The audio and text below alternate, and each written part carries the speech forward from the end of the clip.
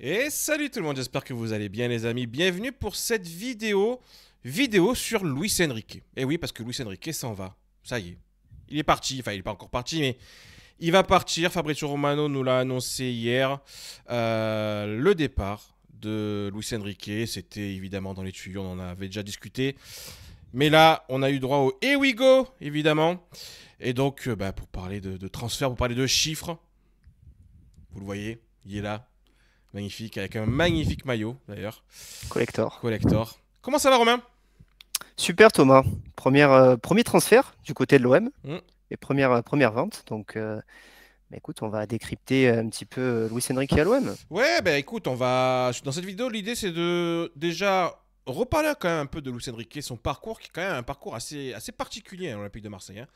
Il a eu, on va dire, plusieurs vies. Et puis, on va essayer quand même de se projeter avec le remplaçant idéal pour remplacer du coup Luis Enrique sur ce poste d'ailier gauche qui va être un poste quand même très important. Donc voilà. Donc l'idée déjà évidemment, je vous montre le tweet de Fabrizio Romano avec le petit montage qui va bien et donc le Here we go.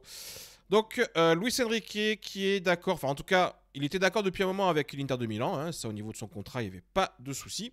C'est l'OM et l'Inter qui devaient trouver un accord. L'accord a été trouvé autour d'un transfert de 25 millions bonus inclus. Donc on est sur du 23 de base plus 2 millions de bonus. Contrat de 5 ans pour Luis Enrique qui jouera dès la Coupe du Monde des clubs qui commence dans pas très longtemps d'ailleurs, hein, dans une dizaine de jours je crois à peu près. Donc voilà. Alors ça a pris un peu de temps parce que bon voilà l'OM voulait avoir une part fixe du transfert la plus haute possible. Voilà, c'est vrai qu'au départ, l'Inter proposait plutôt du 20 plus 5. Voilà, ils ont trouvé un accord aux alentours de 23 plus 2. Bon, déjà, le transfert en soi, le montant du transfert, qu'est-ce que t'en penses, Romain? Je pense que c'est une bonne affaire. Si tu empiles les chiffres, on l'a vendu pour 25 millions d'euros, avec, comme tu l'as dit, 2 millions de bonus. Si tu retires le prix de transfert qui était autour de 8 millions, Exactement. ça fait une vente autour de 12-13 millions net dans notre poche. Donc oui, écoute, c'est une bonne affaire, je trouve.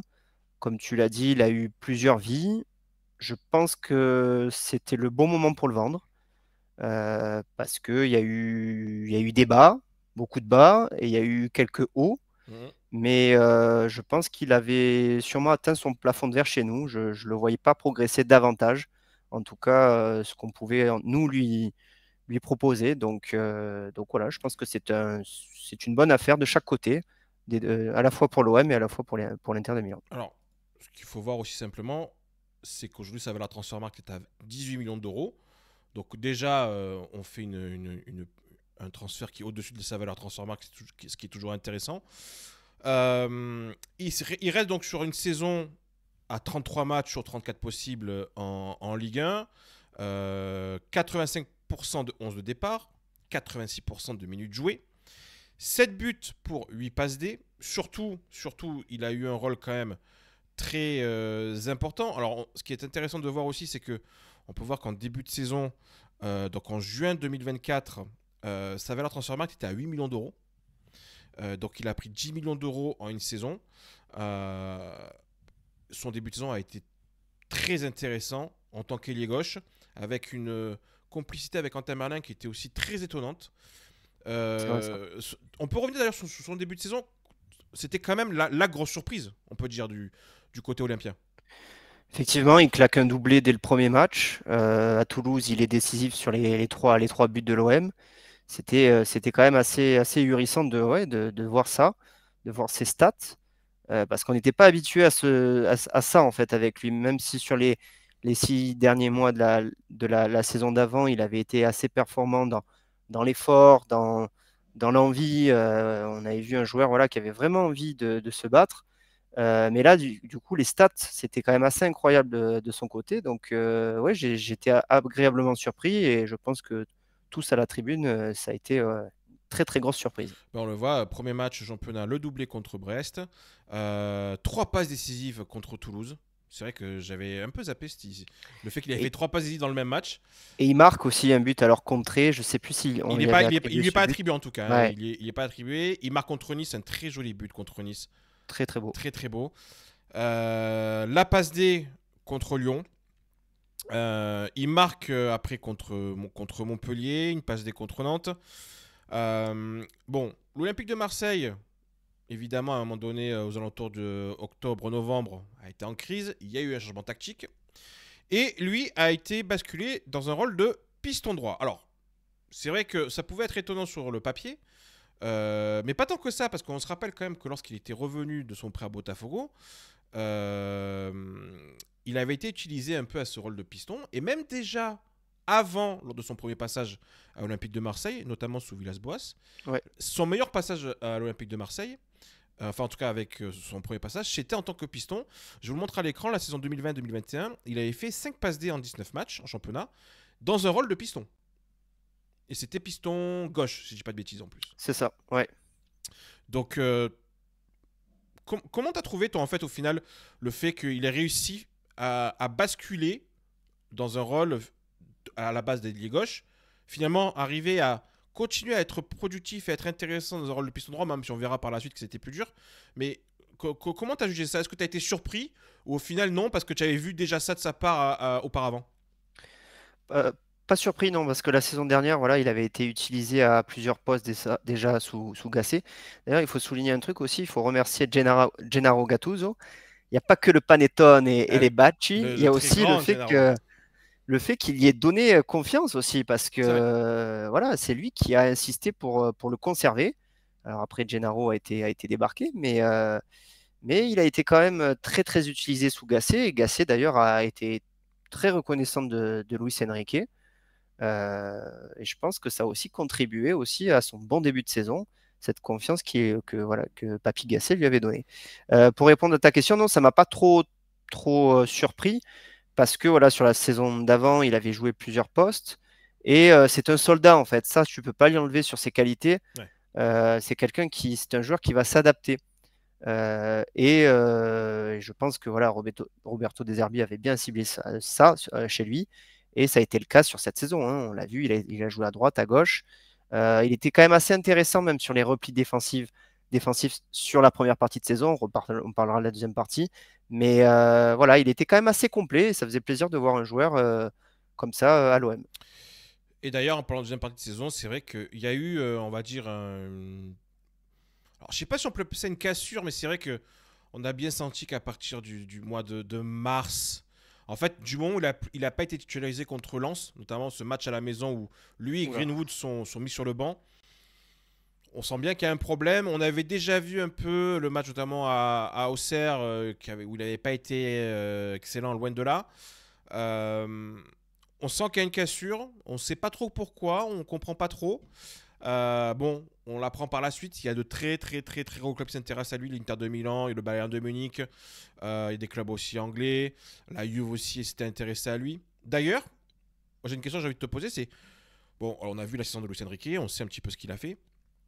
Est-ce qu'au final, c'est quand même pas étonnant de voir que l'Inter de Milan, qui est quand même donc en finale de Coupe d'Europe, hein, qui sort il y a 2 ans aussi d'une finale de Coupe d'Europe, que l'Inter de Milan, on va dire, qui est aujourd'hui top 6, top 8, large au classement européen, s'intéresse et mette autant d'argent sur Luis Enrique. Est-ce que je trouve quand même pas ça étonnant?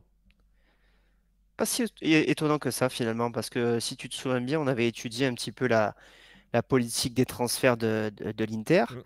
Et ils ont deux business models. À la fois aller chercher des joueurs qui sont en fin de contrat gratos.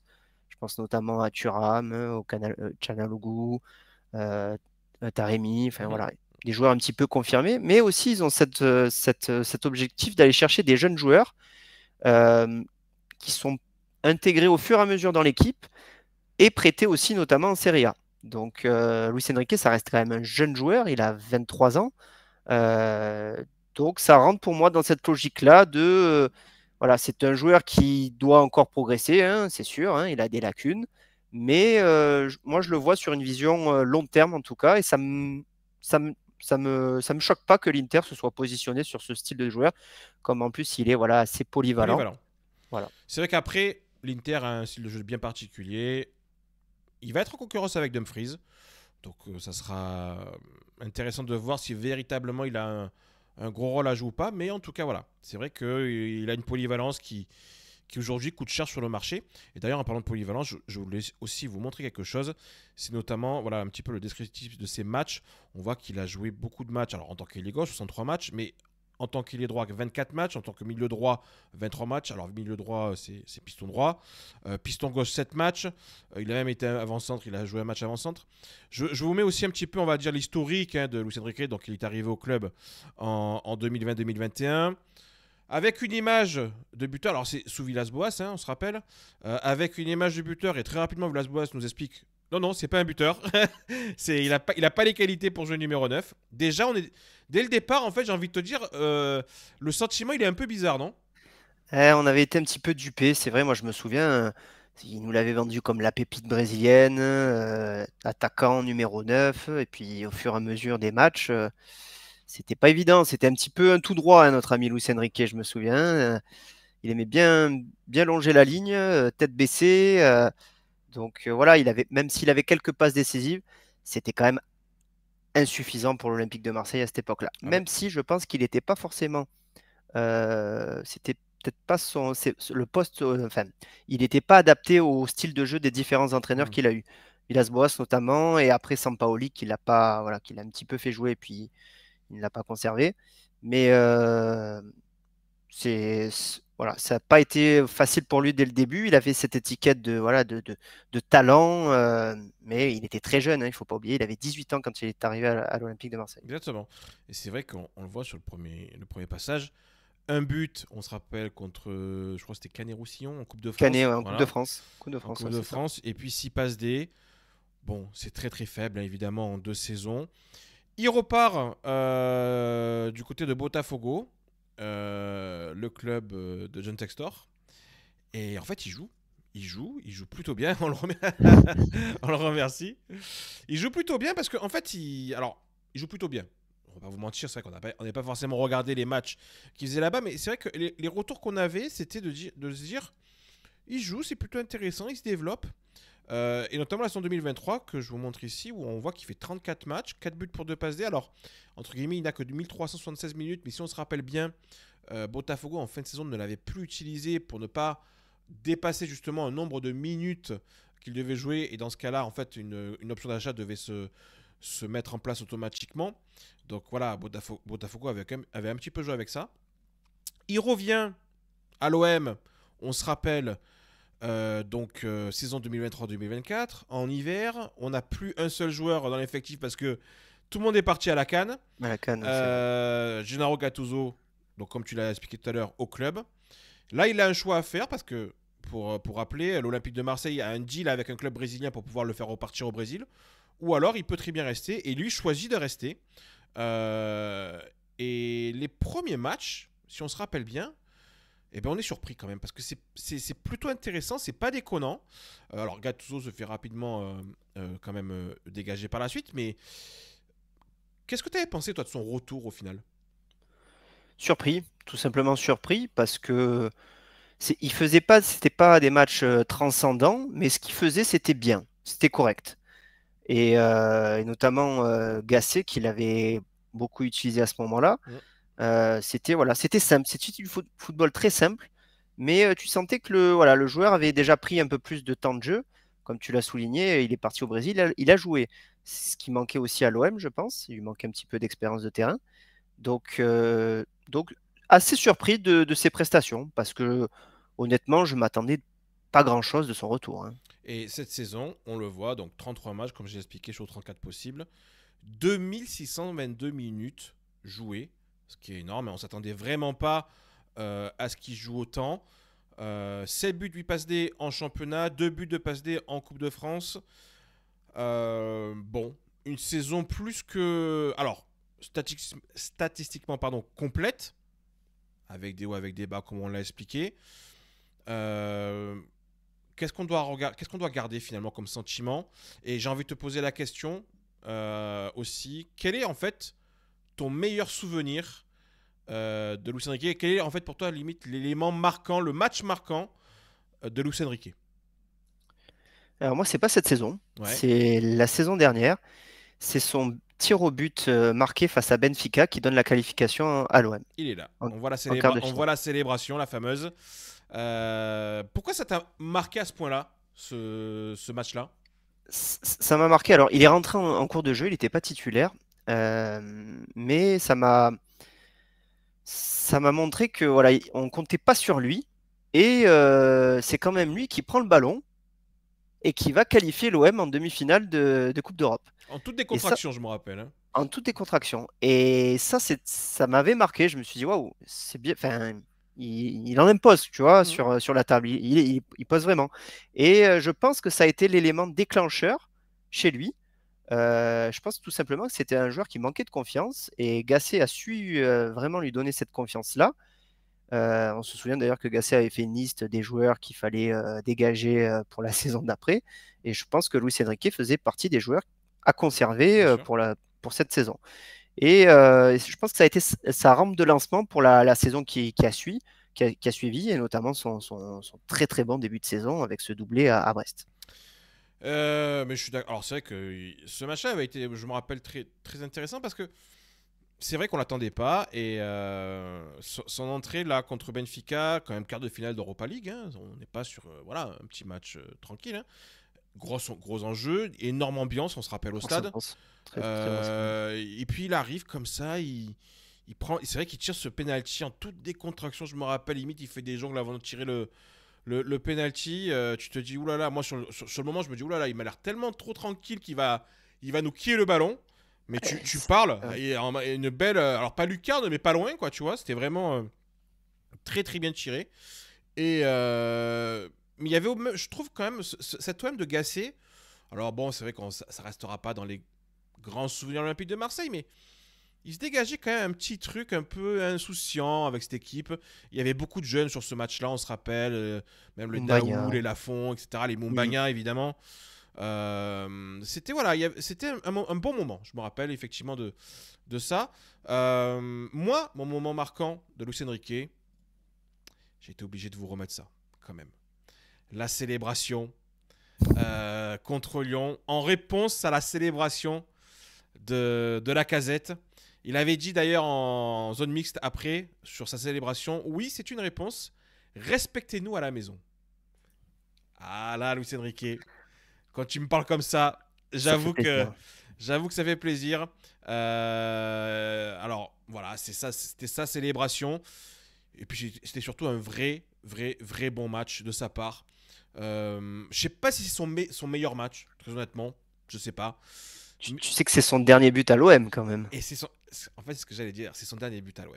Et c'est vrai qu'après, ben, il n'y a plus, en fait, effectivement, hein, quand on revoit l'ensemble des buts, voilà, ce match-là contre Lyon, vous le voyez ici, le 2 février, et après, il n'a plus marqué, il n'a fait que des passes D ensuite. Mais c'est vrai que ce match-là, voilà, je sais pas, c'était un moment plus important, sur un centre de l'Irola, un truc un peu improbable, Toujours. de partout, il met le 3-2.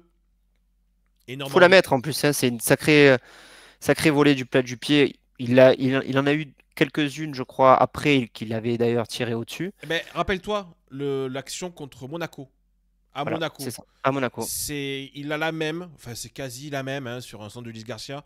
Sauf que là, il la plante complètement, un loupé totalement improbable alors qu'il est seul face au cash. C'est limite pire que Vitinha, on se rappelle, contre Monaco déjà.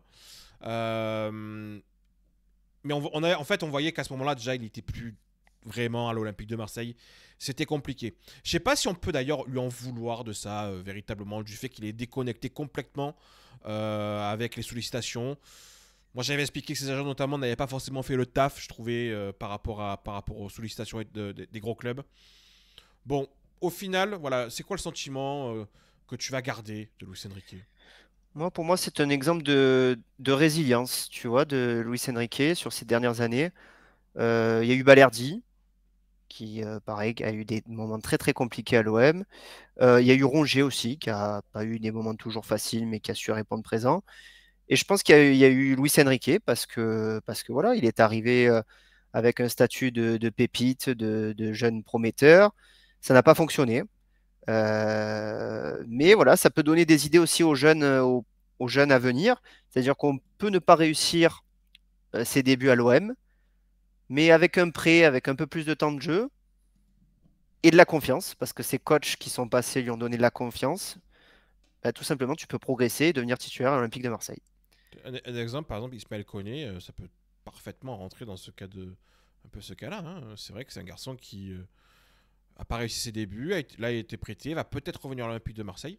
C'est vrai qu'il peut avoir des trucs assez sympas en fait, hein, des belles histoires comme ça.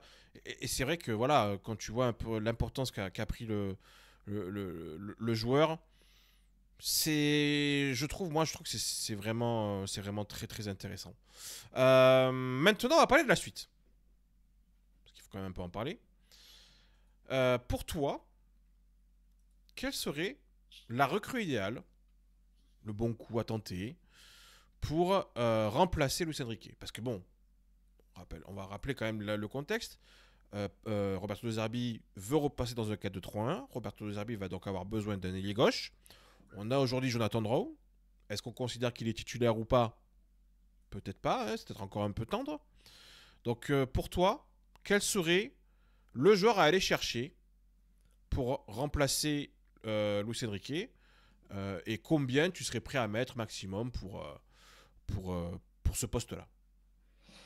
Bah, écoute, moi j'ai eu l'idée de Simon Adingra, qui joue à Brighton, Il est là, je vous le montre à l'écran. qui est connu de Roberto De Zerbi, bien entendu. Mhm. Je trouve que c'est un profil qui est assez jeune. Il a 22 ans, mais c'est un joueur qui est titulaire notamment avec les éléphants de la Côte d'Ivoire. Mhm. J'aime bien son côté dribbleur et créatif. Voilà, c'est un joueur qui va énormément provoquer. Et je t'avoue que moi j'aime ça. J'aime ça, j'aime les joueurs qui sur les côtés vont provoquer, vont centrer. Il est assez polyvalent aussi sur le côté offensif. Il peut jouer sur les deux côtés, mais de préférence plutôt côté gauche.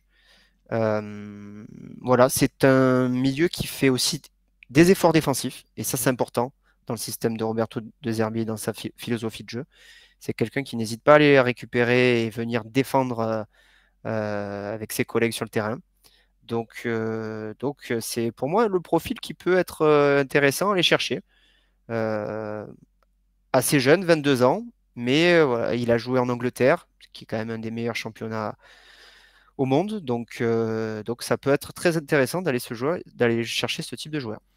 Et surtout, on voit quand même aussi quelque chose de très intéressant, c'est que sous Roberto De Zerbi, donc il avait été recruté à l'Union Saint-Gilloise, hein, par Brighton, et sous Roberto De Zerbi, donc il arrive en 2023, il a une valeur transfermarkt à ce moment-là de 15 millions d'euros, hein, puisque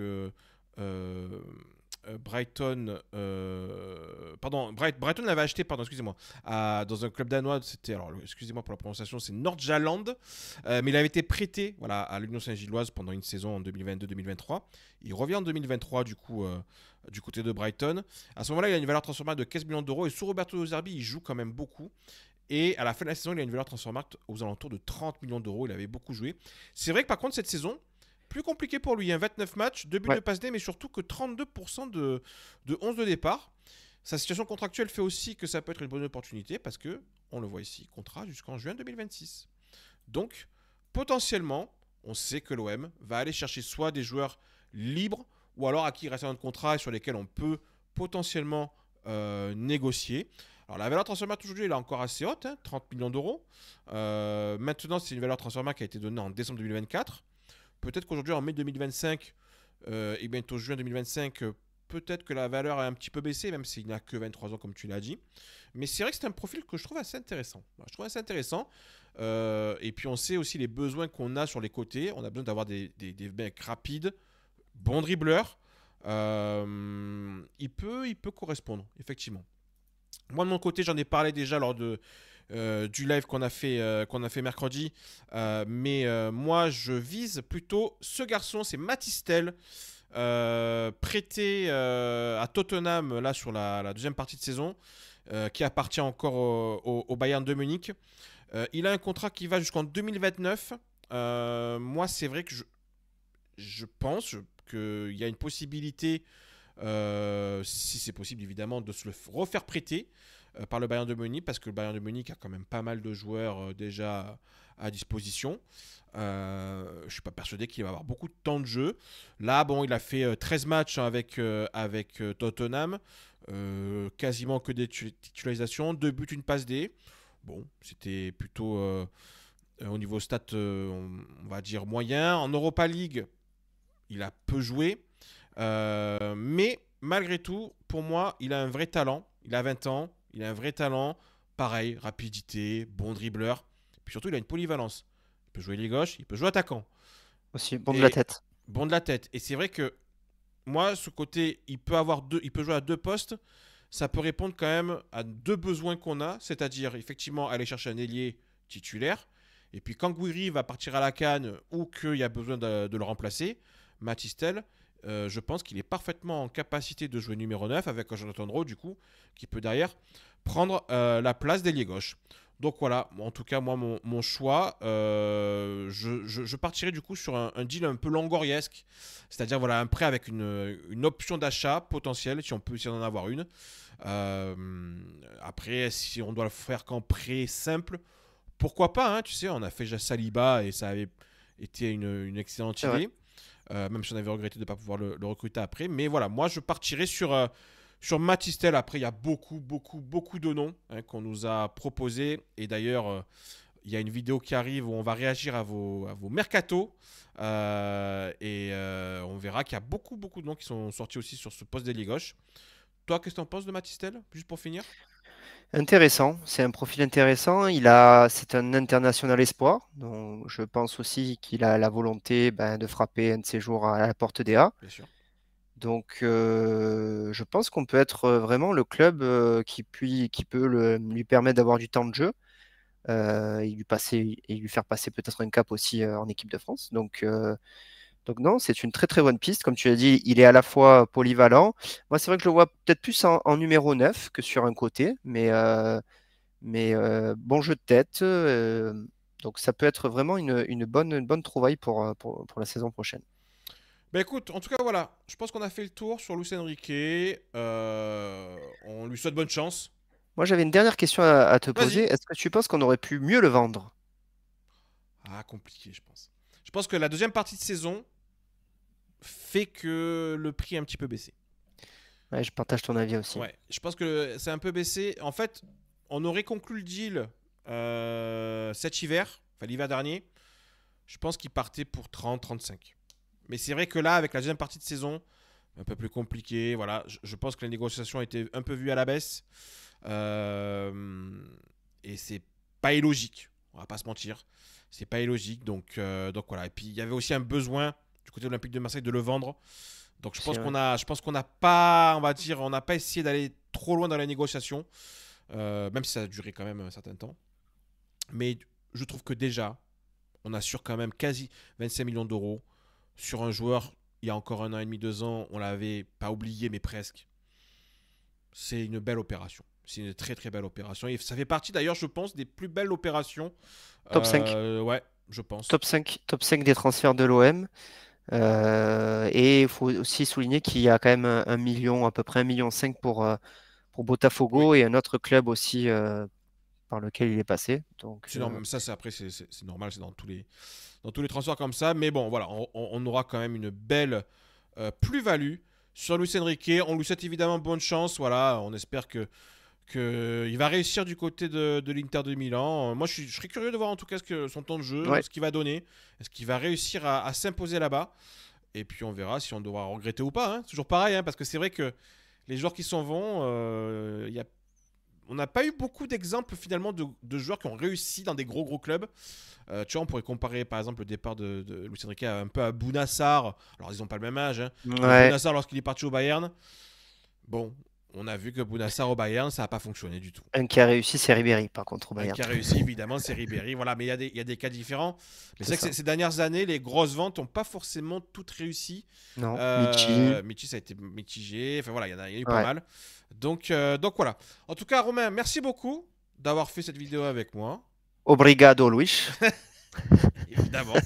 Évidemment. Voilà, on va finir comme ça. Il n'y a pas mieux. On vous dit à bientôt pour une nouvelle vidéo. On va réagir, on vous l'a dit, à vos mercato. Ça arrive demain. Romain, on se dit ben, à très vite. À très bientôt, Thomas. Allez, allez l'OM. Ciao tout le monde. Ciao l'équipe.